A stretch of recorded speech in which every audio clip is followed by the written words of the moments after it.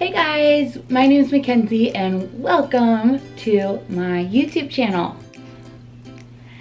Today's video is going to be the top 5 things to do when planning a same-sex wedding. I just wanted to kind of share my personal experience of planning a same-sex wedding in the conservative Midwest. We are planning our wedding in Ohio, which same-sex marriage wasn't legal until 2 years ago. With that being said, these are the top 5 things to do when planning a same-sex wedding.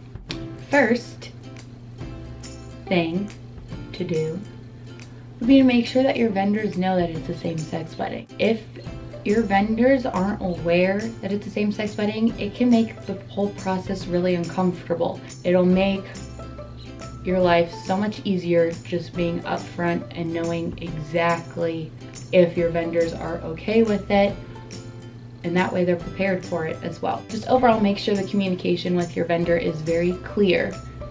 Number 2, don't get hung up on what you're supposed to do. We live in a very heteronormative society, so a lot of the traditions and things in weddings are based on a straight male and female couple getting married, which when you're having a same-sex wedding, that definitely can get mixed up and get a little confusing if you want to keep traditions. Don't get hung up on these little traditions.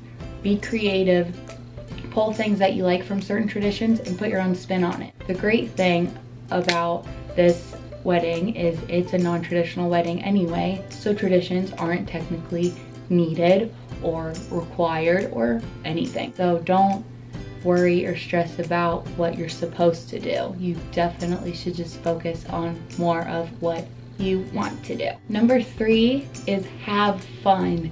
Have so much fun during this whole process because it goes by so quick. It's also very easy to get wrapped up and stressed and overwhelmed by all these details and expectations and everything. But at the end of the day, you have to remember why you're doing this and what this celebration is, and just go back to that and remember that this is such a fun and exciting time in your life. So make sure you're enjoying every second of it.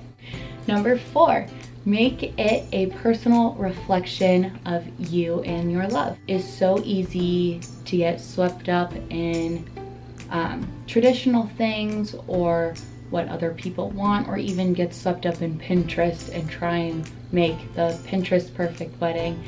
But at the end of the day, it should be a reflection of you as a couple, and everyone will feel that. Adding personal touches and changing things, changing different quotes, changing the way the ceremony is said, or even adding in some LGBT little references from having maybe little subtle rainbows everywhere, or just little things like that really add a lot and make the wedding much more intimate and much more personal.